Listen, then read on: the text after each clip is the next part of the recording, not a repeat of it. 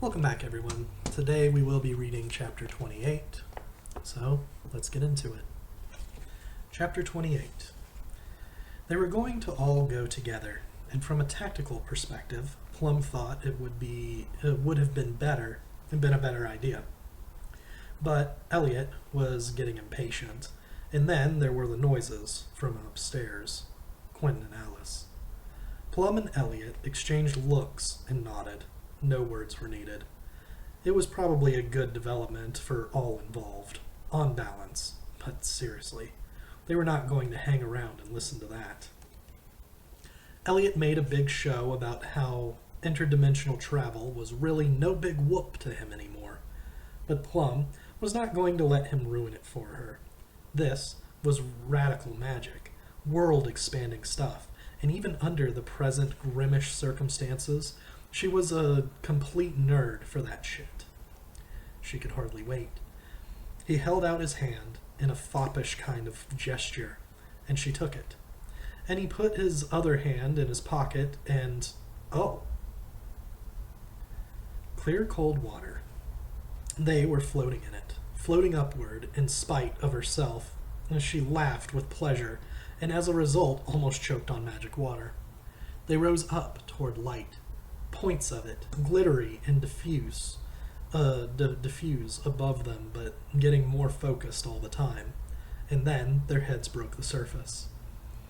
It wasn't what she was expecting, not based on what she'd heard. They were inside somewhere, in a vast room lit by 2 chandeliers, treading water in what looked more like an indoor swimming pool than a fountain. "What the hell?" Elliot said. He seemed, if anything, more surprised than she was. The pool was sunk level with a marble floor. Water trickled into it from the open mouth of an angry stone face on one end. At the other end, steps led up and out like a Roman bath. Blue water graduating stair by stair up to clear. They stroked over to them and sink.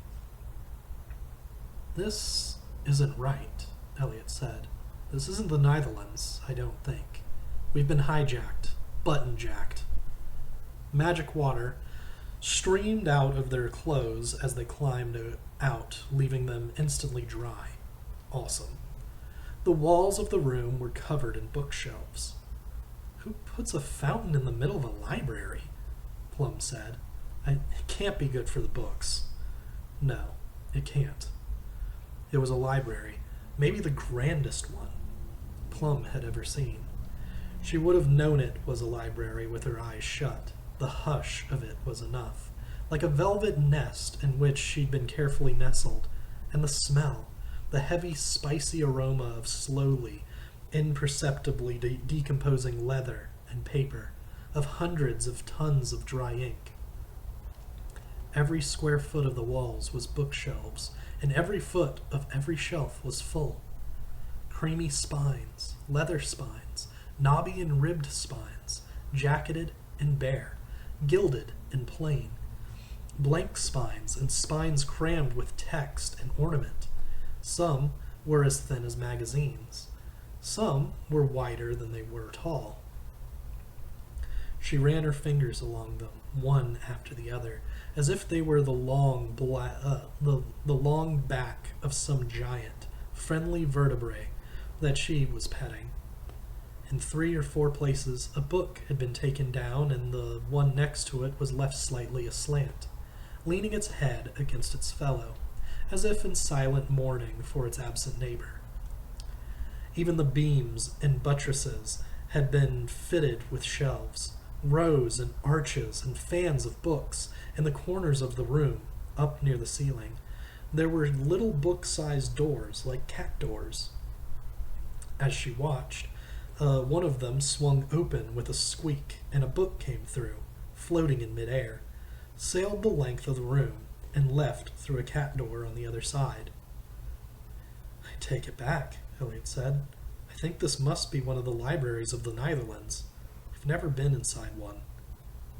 I thought normal people weren't supposed to be allowed in them." You're not. The voice came from a doorway behind them. It belonged to an odd-looking man, 30-ish, shaved head, his face round and doughy as an unbaked biscuit.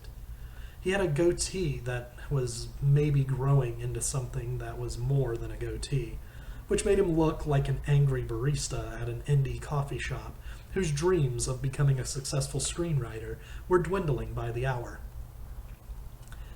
He wore what looked like a monk's robe and sandals, but the oddest thing about him was his hands. They were magical constructs of some kind, golden and translucent, and they gave off their own warm, honey-colored light. He held them clasped in front of him. "Penny," Elliot said. It wasn't so much a greeting as a statement of fact. The rest of your party should be arriving momentarily. Sure enough, up popped Quentin and Alice, her sputtering and blowing in apparently furious big surprise. She favored Quentin with a disdainful look, then swam brushstroke over to the steps, at which point it became apparent that she was completely naked. What, did they roll over onto the button halfway through? Best not to think about it. Alice didn't seem at all self-conscious. Quentin followed and handed her clothes, which she put on clumsily. "Hi, Penny," Quentin said. "Good to see you. Did you just kidnap us?" "That was my question," Elliot said. "I diverted you. All the ways of the Netherlands are now mine to command. You are here as my special guests." Plum was getting the impression they all knew each other already. "Isn't the water bad for the books?" Plum said. "We have taken precautions. Shelf space is a precious resource here. Nothing is wasted." "That's great, Penny," Quentin said, "but we're actually in kind of a hurry. Important business, really time sensitive." "I require your presence. I will explain." "Well, thanks," Quentin said, "but be quick. Nice hands." "Thank you. I made them myself." The dime dropped. The people who jumped them in Connecticut had golden hands, too, exactly the same. Maybe it was a coincidence. Maybe there had been a sale, but Plum doubted it. In which case, she had a bone to pick with this Penny. Maybe several bones. "This is our friend Plum," Quentin said. "Plum, this is Penny. And you remember Elliot and Alice." "Hi," Plum said. Alice said nothing. "Pleased to meet you." Plum was a little bit relieved that he didn't try to shake her hand. "It's good to have you back with us, Alice." While saying nothing about it, Penny somehow managed to convey that he and Alice had once slept together. "Penny," Elliot said, "you should know that we really walk with me." Penny turned and strode into the next room without waiting to see if they were going to follow him. "Who is this guy?" Plum whispered to Quentin. "We went to college together." They followed him. The next room was, if anything, even grander. A vaulted hall, also full of books, but with soaring high windows that were dark and flecked with light rain. Through the lower panes, Plum got her first look at the Netherlands, a gray warren of broad squares and narrow alleys and itinerant palaces. It was night. Penny walked with his magic hands clasped behind his back. "The past year has been good to me," he said, the gracious tour guide. "My work defending the Netherlands and safeguarding the flow of magic brought me to the attention of my superiors in the Order. We take care of the Netherlands, Plum, in case they haven't told you. At the same time, we suffered significant losses of personnel, which created gaps in the leadership. I was advanced rapidly. The promotion was gratifying, of course, but the challenges have been non-trivial. The Netherlands has changed irreversibly in the late catastrophe. Much of the old magic no longer works, or works differently. Things grow here now. There is time here.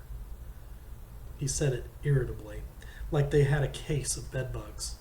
You cannot imagine the inconvenience of it, but the upshot was that I was awarded the position of librarian. It is one of the most prestigious titles a member of my order can hold. Congratulations, Quentin said. I've always wondered, though, what happened to the dragons? Last time I saw them, they were getting ready to fight the gods. The dragons succeeded. If they hadn't, you would not have lived to play your part in the crisis. Fighting the old gods, even distracting them, is of course a chancy business. There's an art to it. They don't really counterattack so much as just delete you from reality. But some of the dragons survived. They will repopulate, if they can remember how. I believe it has been several millennia since any of them had sex. We in the Order have been assisting them with the research. Plum guessed it stood to reason that out of all these billions of books, at least one of them had to be dragon porn. They left the great hall and entered a low labyrinth.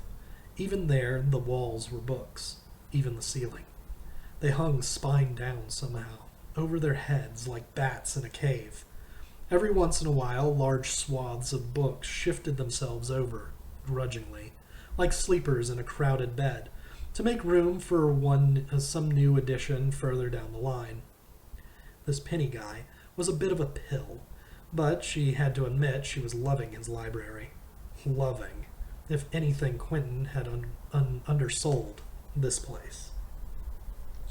If anything, Quentin had undersold this place. It made her wonder if they'd undersold Fillory, too. She felt herself very close to Fillory now, just one fountain away, closer than she'd ever been. When she was kicked out of Breakbills, Plum thought her life had gone straight off the rails, right into the muddy and unsanitary ditch by the side of the tracks. And maybe it had. Like Quentin said, there's no one to tell you what would have happened after the fact. But it had also brought her here, to Fillory's very threshold.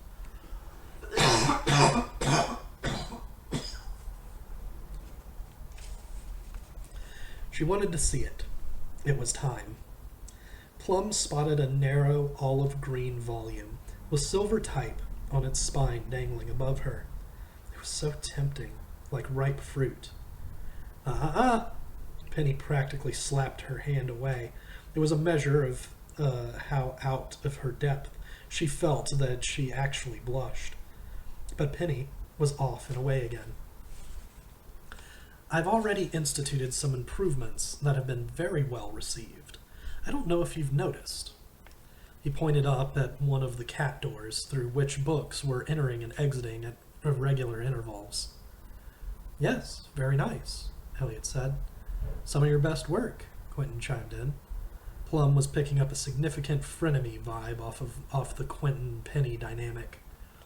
They've been adopted by several other libraries. Good for cats, too, Plum said, though they'd have to be flying cats. No animals, domestic or otherwise, are allowed in the building, Penny said without humor. We really have to go, Elliot said. Really. I've set aside a special room here for problem formats. Curious, in spite of herself, Plum poked her head in through the open door. It was the weirdest bibliographical menagerie she'd ever seen. Books so tall and yet so narrow that they looked like yardsticks. She supposed they must be illustrated guides to snakes or arrows or maybe yardsticks. One book was kept in a glass terrarium. A librarium? The better to contain the words that kept crawling out of it like ants. One lay slightly open on a table, but only slightly, so you could see that its pages emitted an intolerably bright radiance. A welding mask lay next to it. One book appeared to be all spine along all of its edges. It was unopenable, its pages sealed inside. Honestly, you wonder who publishes these things. Penny shook his head, and they kept walking. It was a little like touring a chocolate factory except with books, and starring Penny as a wonky Willy Wonka. Other adepts wearing robes that were similar to Penny's, but not as nice, bustled by them, nodding deferentially to him as they passed. Some of them had the golden hands, too. She would wait for the right moment. There are catacombs underneath the library, Penny said. That's another special collection. It's all the novels people meant to write, but didn't. Ooh, Elliot brightened up. Can I go see mine? I'll be honest with you, I'm pretty sure it's going to be amazing. You're welcome to try. I spent far too much time looking for mine. You can't find anything down there. He sounded exasperated. But here's something people always want to see. This room had only one bookcase in it, on the back wall, but that proved to be deceptive because apparently it was infinitely extendable. Penny took a hold of one of the shelves and gave it a sideways shove, and it zipped along like a conveyor belt at amazing speed, frictionlessly. While the shelves above and below it stayed still, it reminded Plum a little of the motorized racks on a dry cleaner's. Then Penny stopped it and pushed up on it, only lightly, just a touch, and the whole business began scrolling upward, shelf after shelf after shelf, as if it went on and on beyond the room in all directions for unknown leagues. What is this? Plum asked. These are everybody's books. Or rather, the books of everybody. I don't understand. Hang on, I'm looking for you for hours. They spun by, thousands and thousands of them, until Penny stopped the bookcase with one hand. These are the books of our lives. Everyone has one. See, here we are, all together, as it happens. One book for each of us. You must be joking, Quentin said quietly. Not that Penny ever joked, as far as Plum could tell. Not at all. Here's Plum's. He put a finger on one spine. The book had, appropriately enough, a plum-colored dust jacket. Mine? Penny's, or mine. Penny's was tall and thin and bound in smooth, pale leather, with his name clearly etched in black up the spine in a no-nonsense sans-serif font. It looked like a vintage technical manual. They're next to each other? Plum said. Please tell me that doesn't mean we get married. I don't know what it means. Nobody knows much about these things. Your middle name is seriously Schroeder? Elliot said, like that was the surprising thing here. You're not going to tell me there's one of these for every person who ever lived, Quentin said. Only people who are alive have them. They come and go as people are born and die. This shelf goes on for miles and in directions it must jut into some separate subdimension. I don't know where they go when you die. Remaindered, I suppose? He tittered at his own joke. What's in them? About what you'd expect. The story of your life, start to finish. Who you are and what you did and what you're going to do. Elliot's is in 2 volumes. Here's yours. Penny put his hand on a squat navy blue book, as chunky as an unabridged thesaurus, with Quentin's name stamped on it in gold. Quentin hesitated. I know, Penny said, more quietly. Not as tempting as you'd think, is it? I've never opened mine. There are those in the order who have looked, and I've seen their faces. Plum slid her volume off the shelf and held it cradled in her hand like a baby. The urge to read it was almost overpowering. Almost, but not quite. You spend your whole life trying to understand yourself, what your story is about, Penny said. And then suddenly, it's all there. All the answers, spelled out in black and white. Some of them are indexed even. Look at Quentin's. It's alphabetized. It was true. There were little half-moons cut into the pages, labeled A, B, C, D, and so on, in a diagonal ladder down the side. Slowly, reluctantly, Quentin handed his book back to Penny. I guess I'm supposed to be writing it, he said, not reading it. Penny reshelved it. A little, cavalierly, Plum thought. Plum replaced hers with appropriate care. You can't unread a book. She was dying to look, but she supposed that if she lived her life properly, then by the time it was over, she'd know what was in it. That was sort of the whole point, wasn't it? To understand your own story. Reading the book now would just be cheating. And what kind of jackass cheats at life? Hang on, Elliot said. This raises a lot of questions.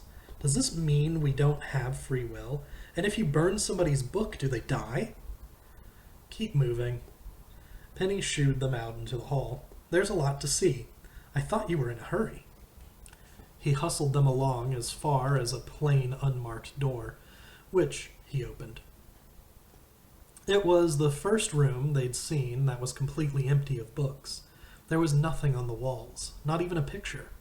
It had no windows either, only a desk with a leather chair behind it. In fact, it was rather gloomy. Let me guess, Plum said. Invisible books. Or no, microscopic, like they're in the air and we're breathing them. This is my office.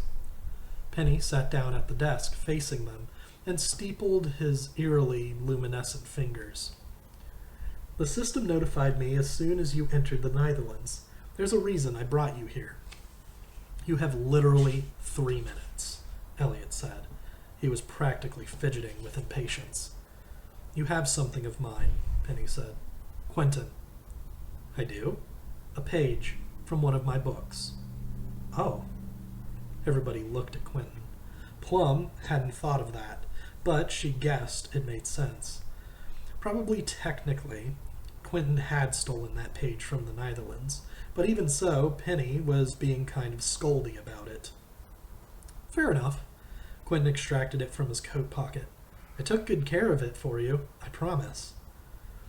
The page, with what seemed to Plum like a certain lack of sentimentality, slipped out of Quentin's hand of its own volition and through the air and onto Penny's desk like a toddler rushing to embrace its parent. Thank you.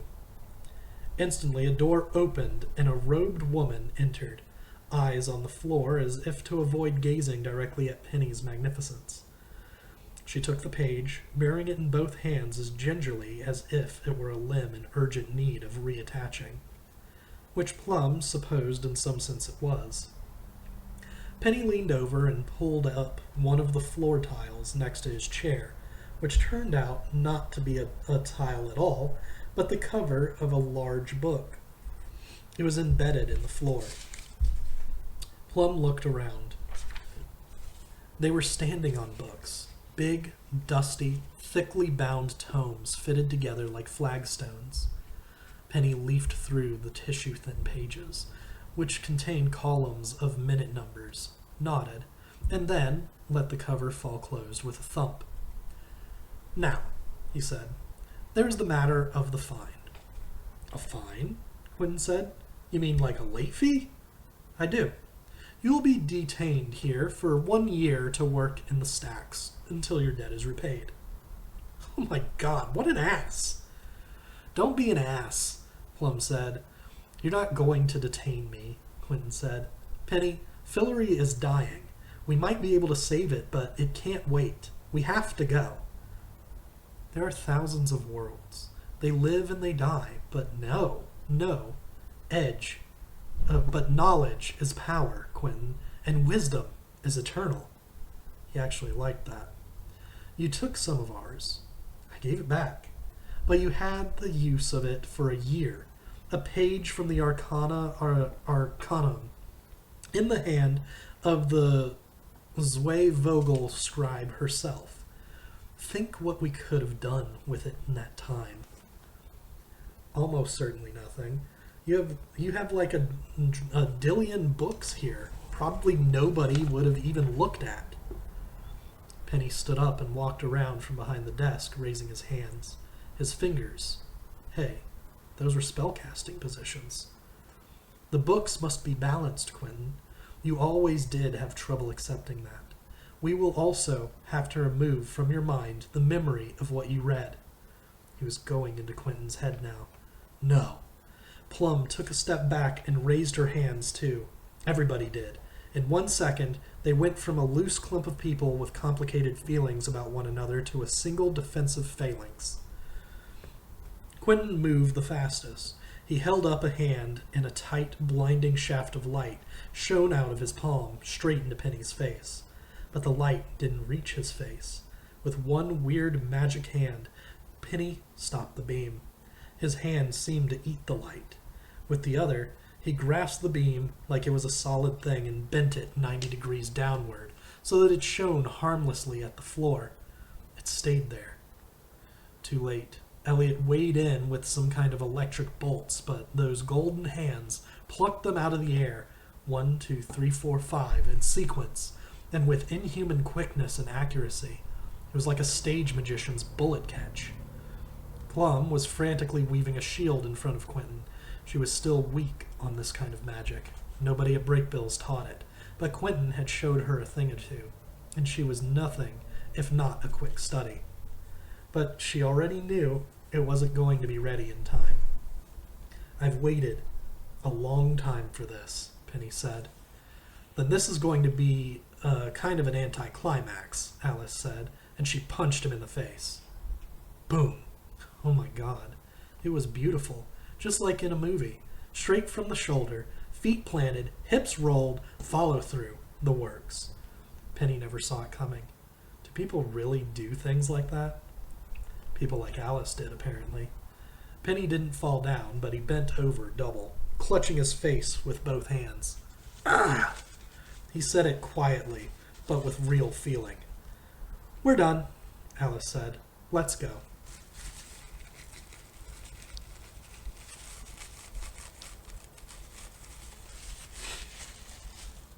Quentin looked at Alice with an expression Plum had never seen on him before. Love, she guessed it was. It was as bright as that beam he'd shot out of his hand. "Penny," Quentin said, "I don't know what you would have done with that page, but I'll tell you what I did with it. I made Alice human again. In case you were wondering how that happened. You're a great magician. You always have been, and I'm sure you're a pretty great librarian, too. Magic and books. There aren't many things more important than that. But there are one or two. We saved Alice, and now we're going to save Fillory. Please don't get in our way. That's all I ask." Penny was bent over, working his jaw, both hands pressed to his cheek. He raised his face at them, blearily, as they filed out. Alice in the lead. She was studying the knuckles of her right hand. "For a second there," she said, "I saw the point of being alive." "I'm glad you are," Quentin said. "You're pretty good at it." "Can we get out of here now?" Elliot said, but Plum had a thought. "Hang on," she said. "Somewhere in this building there must be everything there is to know about Fillory, don't you think? Maybe before we go we should do a little research?" Penny came running up behind them with a reddening scuff mark on his cheekbone, but otherwise steady on his feet. Plum would say this for him. He was impervious to embarrassment.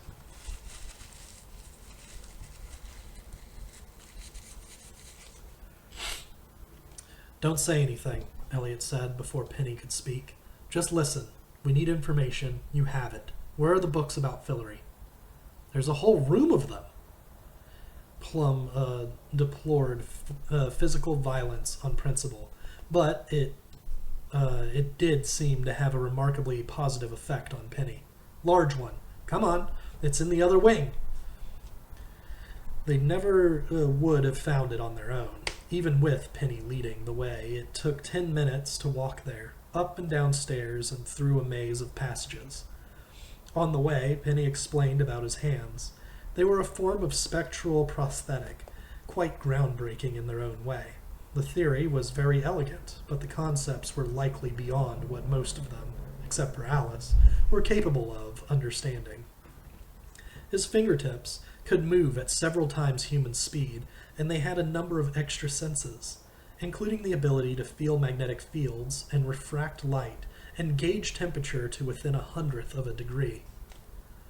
He had something of a cult of personality going among the sub-librarians, Penny went on, and a number of them had arranged for their own hands to be, painlessly, hygienically, removed and replaced with magical prosthesis to match his.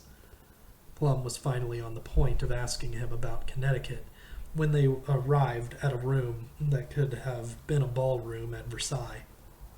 An immense, expansive space with windows along one wall and the wall opposite paneled in books. 2 stories high, traversed by one spindly rolling ladder. Penny was back to playing the host. It was a role he obviously enjoyed. Stand back against the windows, that way you'll get the full effect. They did, and they did. Taken as a whole, the spines of the Fillory books formed a faint, ghostly outline, which even Plum recognized as a map of Fillory itself, the size of the entire wall. Each book did its part. The blues were the ocean, and the pale greens and browns were the land. Up close, Plum never would have seen it, but now, looking at them all together, she couldn't see anything else. Beautiful, Quentin said. So we can look at the books? Plum asked. It was a measure of how much the power had shifted since Alice punched him that Penny pursed his lips with distaste, but then nodded reluctantly. Just don't reshelve them, please. Leave it to the professionals. It was hard to know where to begin. Elliot didn't even move. Penny, he said, you're the expert on the Netherlands. What happens when a world ends? Pretty much what you'd expect. The land dies. Over time, the world disintegrates and ceases to exist. What happens here? I mean, what happens to the fountain? Oh, it dries up, falls into disrepair. It's a mysterious process, but consistent with the integrity of the Netherlands as a whole. So we allow it to happen. Here's what I'm wondering. Could the tail wag the dog, so to speak? What if you repaired the fountain, rebuilt it, or replumbed it, or what have you? Would that bring a dead world back to life? Penny thought for a minute, his lips moving silently. He walked the length of the ballroom and then back to where the rest of them stood. It's not as stupid as it sounds, he said, but no. You couldn't bring it back that way. You could wag the tail, but the dog would still be dead. Elliot nodded sadly. That was my last idea. I didn't really expect it to work. The fire had gone out of him. Look, this is going to take forever. Let's just go straight to the fountain. I need to do something first, Plum said. Watch this. A magic trick. She'd seen it almost as soon as they walked in. She was waiting for her moment. Plum walked right up to the enormous wall of books, feeling very small with the ranks of them towering above her. There was one narrow gap, a thin space, where a single volume was missing. She took her great-grandfather's memoir out of her bag. Penny's face went slack when he saw it. "The door and the page," he said in a childlike voice. "It's the holy grail of Fillory books, the last and rarest one. I've been hunting it for so long." She went to slide it in, paused, reflected, turned it the other way up, then reshelved it. It fit perfectly. Not just the size, but the pattern. The spine was the perfect shade of a pale green, with a band of light blue near the top to fill in the last bit of the lower slosh, and a sliver of the burnt river to go with it. It was so satisfying, like finishing an enormous jigsaw puzzle, that her fingers tingled, and she involuntarily let out a breath. She was playing her part in the Chatwin story now. No more lingering in the wings. She was on stage, in the thick of it. She'd done what she could. She had brought Rupert home, or as close as he would ever get. "Hey, Penny, is it?" Plum said. "That ought to pay for Quentin's library fines, don't you think? Or Alice could just punch you again. It's all good." But Penny's attention was completely occupied by his new acquisition. He went trotting up to it, half running across the shiny ballroom floor, and slid it gingerly out again, touching only the upper edges of its pages in order to spare the spine. He let it fall open and sniffed the paper. How did you get this? Stole it. We tried to steal it too. I know, Plum said. From us. Next time, try harder. The failure didn't appear to sting Penny. He looked like a little boy with a new puppy. It was weird. He was obviously an asshole, but he wasn't a sociopath. He had feelings. In fact, from the way he held the book, it looked like he had an enormous capacity for love. He just wasn't very good at loving people, apart from himself. Only Elliot looked grave. I just thought of something, he said. That was the last book. The wall's full. The map is finished. That must mean the story's over. Fillory's history has been written. The apocalypse must have already come. You don't know that, Quentin said. Yes, I do, Elliot snapped. And don't try to make me feel better. Could it be true?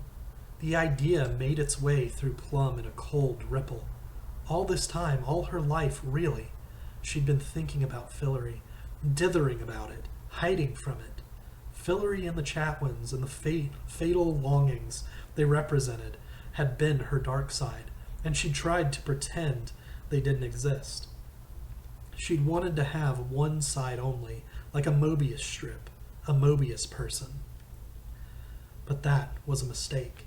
She was starting to suspect that facing up to the nightmare of the past is what gives you the power to build your future. She was ready to face it. Thought perhaps she might even quite like to face it. That there might be not just danger, but joy and love in facing it. And just like that, she'd lost it forever. She should have done what she'd told Quentin to do with Alice. Totally correctly, by the way. She should have met it head on and made her peace with it when she could. Now she'd never have the chance. The books in front of her looked subtly different now. They'd gone from being about the present to being about the past. Or had they? Maybe they had. But maybe that was giving up too easily. Fillory didn't feel dead to her. That was the thing. She could still sense it out there, just the other side of the thin partition that stood between this reality and the next. If she pressed her ear to it, she could still hear Fillory singing to her, however faintly. The wall isn't actually full, you know, she cleared her throat. It was dusty in this damn library. Not necessarily, but could run another row of books under there along the floor? She pointed. There was still space under the lowermost shelf. You certainly could not, Penny said. Well, you actually could if you wanted to. Fillory, she thought. We're coming. Just hold on a little longer.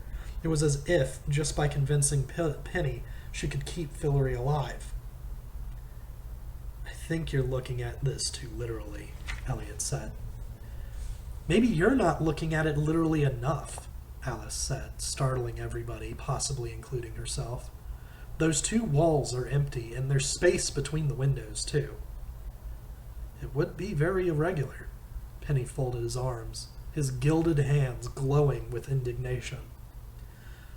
But, more to the point, it makes no sense. The map is complete. There is no more Fillory. That's not completely true, Quentin said. There's a whole bunch of outlying islands, like Outer Island would be over there, he pointed. If you wrapped it around the corner of the room. And Benedict Island, I suppose, Elliot said, reluctantly picking up the thread. That's way the hell over there, and who knows what there is on the other side, the west side. There's a whole other continent, said Quentin. Plum couldn't tell if they were arguing over the sake of arguing, or if she had a real point. But Penny was looking around the room uncertainly, as if the walls were crawling with insects. She even felt a little bad for him, but not so bad that she shut up. Never let it be said Plum was without a plan. She wouldn't let Fillory be dead. It wasn't getting off that easy. No more hiding. The two halves of her life would become one. You could do the night sky, she said. The stars. You could have a bunch of navy books with silver dots on them. You could do that thing where you hang them from the ceiling. She favored Penny with her most winning beam. You love that thing. Penny was not a man much used to being beamed at. It had an effect. It's not complete, he said, half to himself. It's not nearly complete. We're going to need more books. A lot more. Quentin, you have to save Fillory. That's what I keep saying, Quentin said, and I think I've figured out how. I think I finally know how to fix everything. That's it for this week. We'll see you guys next week with Chapter 29.